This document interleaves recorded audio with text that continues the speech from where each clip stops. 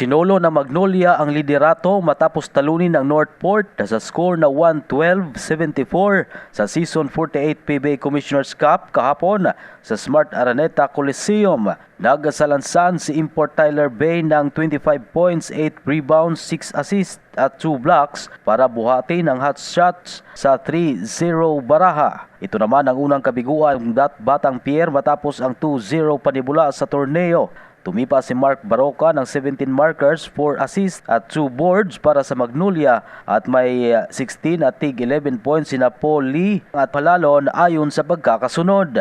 Nalimitahan si Import Vinky Joy sa 16 points sa panig ng Northport.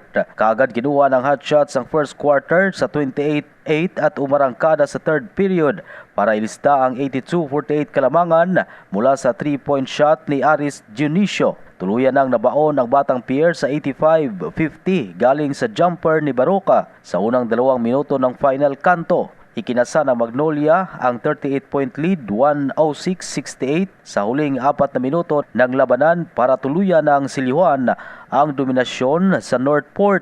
Nagsumiti si Arvin Tolentino ng 22 points para pangunahan ang Batang Pierre. Yan ang balitang sports. Ito si Ray Tampos para sa Radyo Alternatibo Balita Nationwide.